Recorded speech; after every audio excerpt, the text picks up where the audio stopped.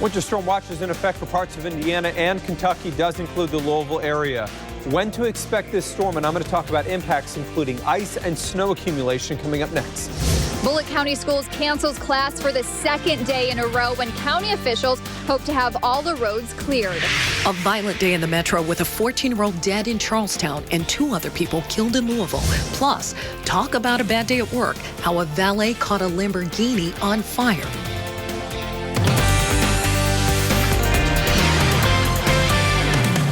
Good evening and thanks for joining us, everyone. I'm David Scott. And I'm Adrienne Flores. If you thought today's snowfall was challenging, just wait until Friday. Several school districts called off school for tomorrow. Those are scrolling at the bottom of your screen right now. Meanwhile, Chief Meteorologist Mark Weinberg thinks Louisville will get more snow than originally expected, possibly a lot more. This could just be a monster, Mark. I think we're talking about a solid snowstorm out of this one. You got to remember, we saw some huge snows last year. The March one in particular will go down in a lot of people's memory as producing over 20 inches of snow. I don't think we're talking about a 20 on this guy, but I do think we're talking about potentially the most significant snow that we'll see this season, and I'm a little tired. What we have seen here today, 3.7 inches of snow. We're now sitting at 6.3 inches of snow. If we get another 6 in Louisville, which I think is totally conceivable, out of this storm, we'll go over normal for the 3rd consecutive year. Some of the snowfall amounts around the area, New Albany had dialed in 3, Litchfield about 3, Bonneville got the big number at 5 inches of snow. All right. Now I'm going to regroup and talk forward. We've got a winter storm watch, and I think this is pretty well placed by the Weather Service. It goes from Breckenridge, Meade, Harrison, Floyd, Clark, Trimble counties, locations off to the south, including Louisville, tomorrow night through Friday under this winter storm watch. That will be upgraded tomorrow into a warning and an advisory. We're 22, northeast wind at 10. And as we go through things during the night tonight, you can see our snow. It's simple. It's left the area. So we're not talking about snow during the overnight hours tonight, but we are talking about cold. Our temperatures will dip into the upper teens.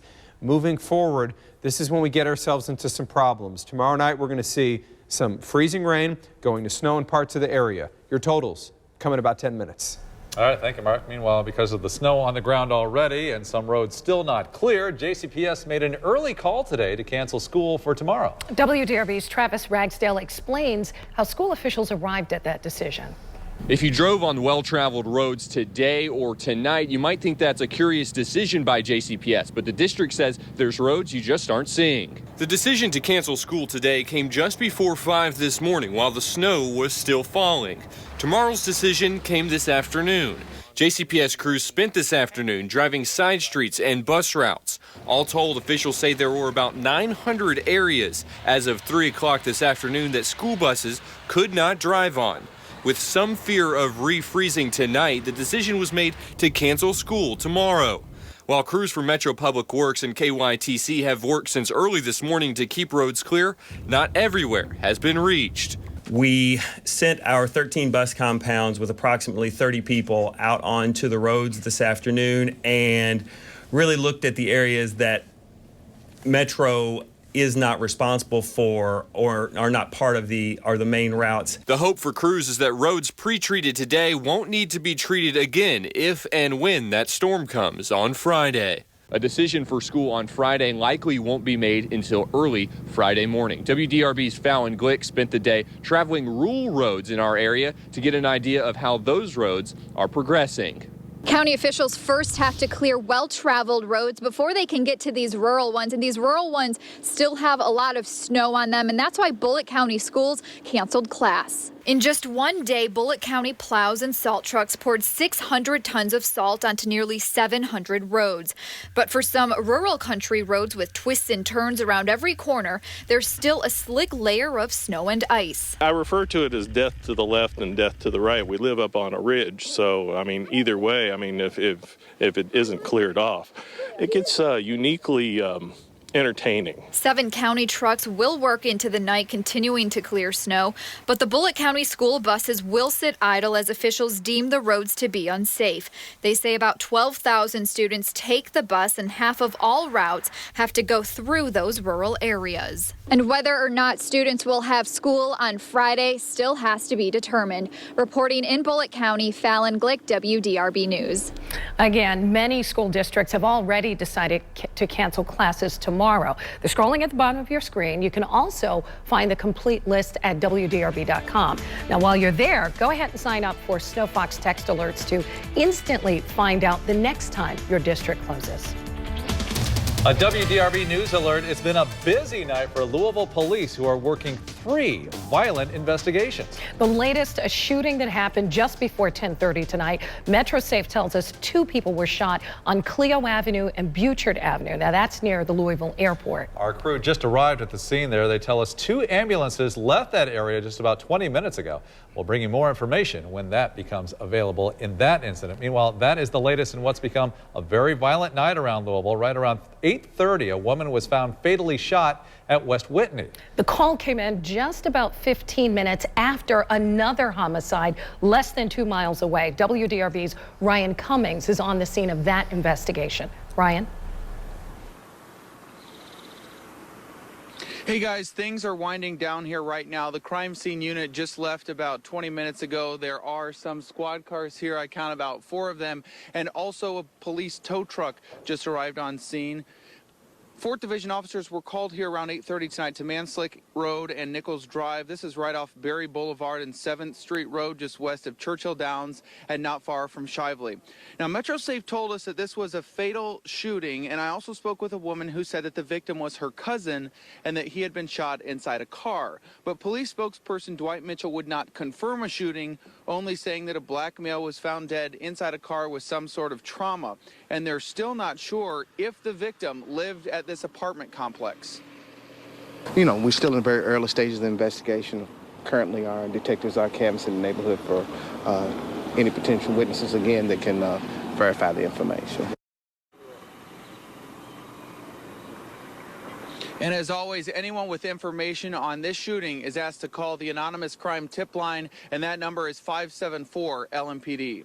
In South Louisville, Ryan Cummings, WDRB News. Thanks, Ryan. Now, a short time after that incident, Louisville police got a second call for help. As WDRB's Fallon Glick explains, this time a woman was shot and killed.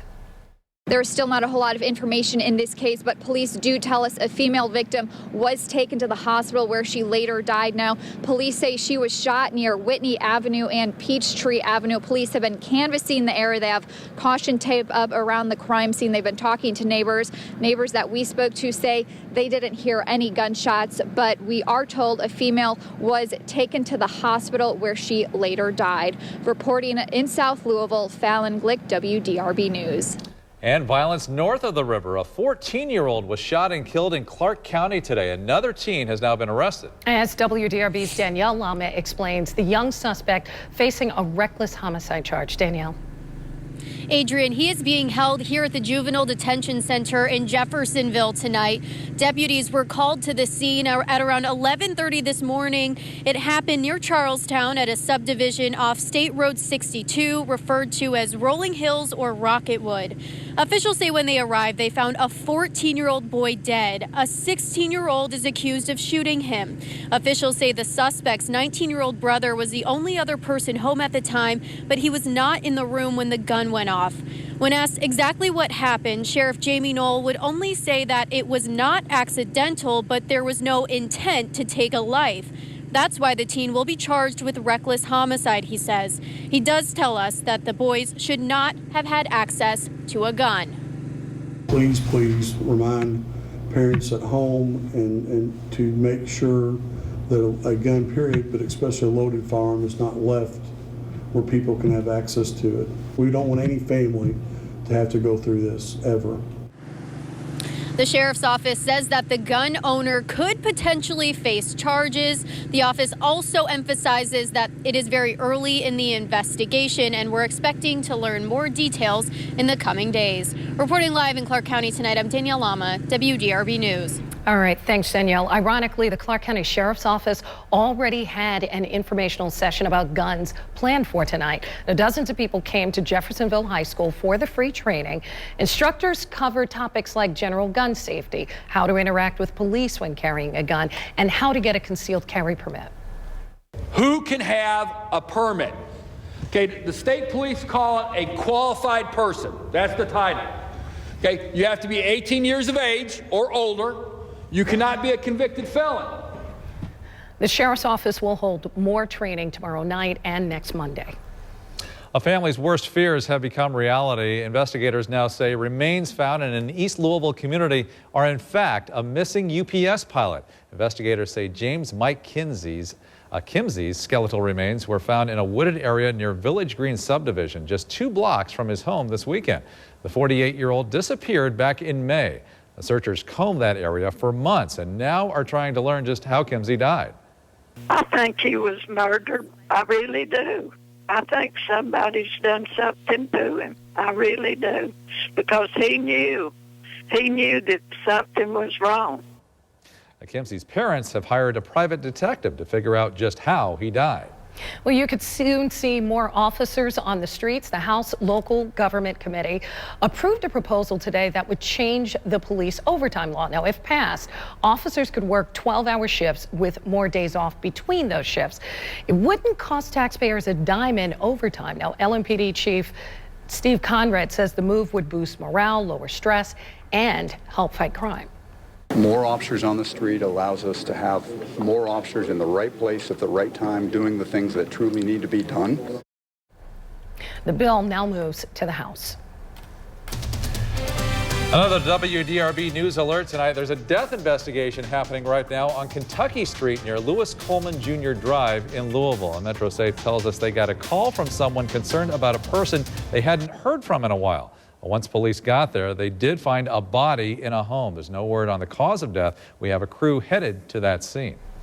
Rand Paul versus Donald Trump. Why the Kentucky senator says America does not need a power-hungry leader.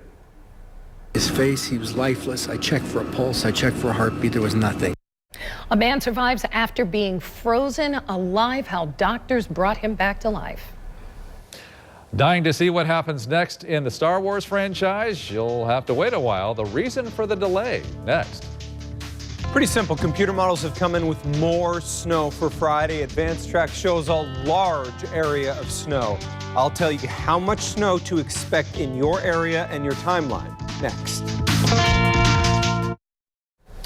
Doctors call it a miracle. A man found frozen solid survives. Officials say Justin Smith, you see, fell during a winter storm last February. 12 hours later, his father found him lifeless on a snowbank. Now, doctors performed CPR for 2 hours. At the hospital, they shocked Smith's heart and started warming his body from the inside out. I was shocked. I mean, they went the extra effort, and I can't thank them enough. I mean, they're amazing, and I just can't thank them enough. Now, Smith did lose some of his toes and a couple of fingers, although he is now back to school working on finishing his degree. Boy, incredible. Meanwhile, the search is on for the person responsible for leaving a puppy to freeze outside an Indiana animal shelter. Surveillance video shows the suspect stopping at the Hamilton County Humane Society. In less than 2 minutes, they throw the pit bull over a fence and drive away. The 3-month-old dog spent 45 minutes alone in -4-degree weather. She did have the beginning signs of hypothermia. The paws were starting to freeze a little bit. It took us about 2 hours to get her temperature back up to normal. Min is now recovering and expected to find a new loving home soon. Rand Paul says our country doesn't need a strong leader. He went on to explain he wants to give power back to states and the people. A new CNN poll shows the Kentucky senator is backed by 6% of those likely to vote in New Hampshire's February 9th GOP primary. Now, that's well behind Donald Trump's lead at 34%. For what I hear from Donald Trump is he's so smart, he's so rich, give him power and he'll fix everything. But that concerns some of us who are students of history who believe too much power is the problem. Paul says he's disappointed Sarah Palin endorsed Donald Trump. What was once considered an eyesore gone in a matter of seconds. Take a look.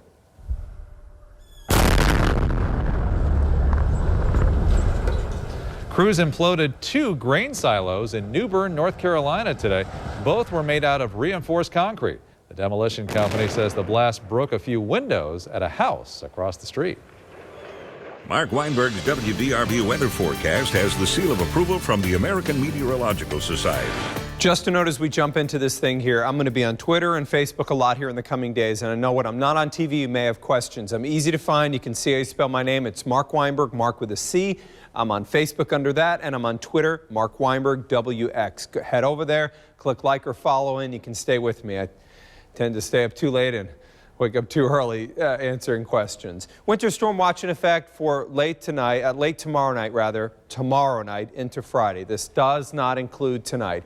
The only counties it doesn't include, a couple of counties into southern Indiana. It does go into Indiana, though, including Clark, Floyd, and Harrison County. We'll get upgraded into a warning, and then winter weather advisories for parts of our area tomorrow. First storm system is left, so let's start to focus on the one that's moving. We're 22. Our winds are northeast at 10. This is an interesting system. What it has to deal with in our area, obviously with a fresh snowpack on top of everything, is very cold. Now remember, that wind is out of the northeast. What's in that direction? That's air coming off a fresh snowpack. That air is going to be cold. To our south, we've got a 38 in Atlanta and a 32 in Little Rock, marginally warmer, and that warmer is going to try to surge, and it's going to get into southern Kentucky, where we'll see a transition from freezing rain ultimately over to rain for some, and then over to snow for others. Now, the system is very different because the last one that came through was on the northern branch. It didn't have access to Gulf moisture. This one does have access to Gulf moisture, and what that means is that ramps up the amount of precip, and whether it's rain or freezing rain or sleet or snow, it ups the ante. We're talking about more potential precipitation out of the system. So who sees snow? We'll see a lot more snow than what we saw out of the last system. As we go through the night tonight, I think skies are going to trend towards partly cloudy early tomorrow with teens out there, very cold, a little bit of frozen fog. I don't think this storm starts during the day tomorrow. We'll stop at midnight tomorrow, not a lot. By 1 a.m., we're seeing freezing rain in the southern part of our area. Don't want to minimize this. Columbia, Campbellsville, Greensburg, Munfordville, you're talking about on the onset of this precip, some of it is going to be very heavy freezing rain, enough to coat the surfaces, enough to cause icing. With 30-mile-an-hour winds on this system, that is probably going to down some power lines in the southern part of our area. Winds are going to be in the 20-mile-an-hour range, gusting to 30. Louisville at 9 a.m., it looks like we can start this on Friday. What you will notice is a prolonged period of moderate and heavy snow. By 3, it's overtaken our area. By 5 p.m., still overtaken our area on Friday. 7 p.m., 9 p.m., 11 p.m., 1 a.m., 3 a.m., 5 a.m. on Saturday. And all right, by 7 a.m. on Saturday, we're winding the system down. And you can kind of put the numbers together. That is virtually 24 hours of snow, and it's going to mean very real accumulations on this system. So up to a ½ inch of icing, Campbellsville, Columbia, Munfordville, through around Litchfield. That is in the initial onset on Thursday night, and then all this will transition over to rain and snow. Here's my latest snow totals. I've got up to 4 inches from Seymour, North Vernon, Bedford. I have up to 4 just because I need to dial in the exact track. Louisville, I'm going 4 to 8, including Tell City, through around Brandenburg. I'm including Shelbyville in that 4 to 8. I think ultimately we'll probably settle with that number up maybe an inch or 2 on the ranges, and then I've got the 6 to 12, including E-Town, through Litchfield, through, let's say, around Bardstown, Springfield. Bottom line is, we're talking about a big snow in this system. It's going to cause big problems on Friday. Tonight, our low temperature drops back to 19 degrees. It looks mainly cloudy with a light easterly wind for tonight. Tomorrow during the day, I don't think the system gets in here. A few breaks in the clouds early, turning mostly cloudy late, reaching a high of 33 degrees. 80% chance of snow on Friday. Ending on Saturday morning, you know the accumulation. Sunday, we're at about 40, and we may start off Monday with a little freezing rain before that one transitions to all rain. All right. Thanks, Mark.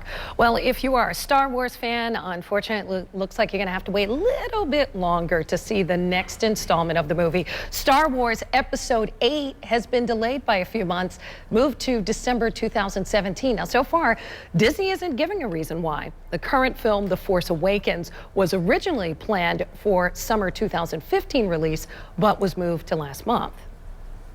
We're asking what you think about the delay on our Facebook page. Philip says, to quote Darth Vader, no. Gabrielle writes, commercialism. Melvin explains, the Star Wars movies have always taken 3 years. Nothing new there. You can join the conversation on the WDRB Facebook page. Don't have to wait for Tom Lane telling us about a fun night at the Yum Center. Man, it was fun for the home folks. Yeah. Louisville just taking apart Florida State. The highlights on the way. And a $400,000 sports car in flames. The reason and who's responsible next.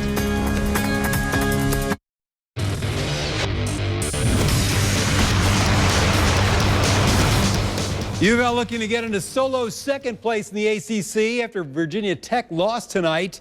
Louisville also trying to remain unbeaten at the KFC Yum Center as they hosted Florida State. Quentin Snyder scoring at the beginning of both halves. He had 20. This one you got to see a couple times. Off the Damian Lee miss, Donovan Mitchell flying in, stealing the ball and throwing it down. The explosive freshman igniting the Yum Center crowd, giving U of L a 24-15 lead. Lee, no second chance on this one. A 12-point lead after the 3-ball. Then off the pick and roll, Shinanu Onowaku, the bounce from Lee. 5th straight double-double with 11 and 14 for the big guy. Mitchell making it up around the hoop. He had 13. Lee, defense to offense, the steal, the burst, and the dunk. And then Mitchell closing out the first half, a long lob to Anas Mahmoud. Louisville runs away 84-65. I thought Quentin and Trey were both great. I thought they both played a great game. I thought Nanu was big on the backboard. I thought Jalen gave us a good game. Did a lot of good things. I thought Damian, although he didn't have a good shooting night, was very active on defense. Prior to the last 2 minutes, we were playing great defense. We had him in the 30 percentile, and then we just gave up one layup upon layup. Kentucky trying to improve on its 1-3 road record when they travel to Arkansas tomorrow night. Wildcats and Razorbacks tied for 5th in the SEC standings, each at 3-2 in the league. This will end a stretch of 4 games away from home in the last 6 for UK. 4 of the next 6 will be at Rupp Arena. We're going in, trying to win every game, but so is the other team, and they're coming out, harder and throwing the first punches at us, and where it seems like we're just never ready for, the start of the games, and we just got to be consistent with our play and find a way to get better every day. It's fun playing on the road. You have your own energy, and everybody's against you, and you got a little section in the crowd with your fans, and you're going against another team, and it's just a different feeling. Hoping to have a better feeling on the road tomorrow night. They'll get it going. I think they will. MSU, I don't know. Yeah, they're struggling. Third straight loss for your Spartans. Yeah, sorry about that. I don't know what's going on there. I can tell. A valet learned a hard lesson. Be on your best behavior while driving a Lamborghini. Yeah, the car caught fire 5 minutes after the valet got a hold of the keys. Social media posts claim the valet was revving the engine while passing a mall in Miami. And as you can see, flames started shooting out the back. The man got out of the car in a panic while others extinguished the fire. Turns out Lamborghini belonged to his boss. Gotta be keeping the Lamborghini in the garage on Friday, I have a feeling. Maybe former boss. It's gonna be rough around here. Yeah. Rough, wild weather ride. The snow totals here, I'm sure you probably want to see them as many times as you humanly can. And let me show you again quick snowfall totals here. You can see this is for Thursday night and a Friday. For Seymour, North Vernon, Bedford up to 4. And you can see Louisville squarely within the 4 to 8 inch snowfall total. E-Town, Litchfield through, let's say around Bardstown, 6 to 12 inches of snow. It's simple. Looks like a big snow. Got to prepare for it. David, you will need a I'm getting several shovels lined up. Thanks for joining us, everybody. Good night.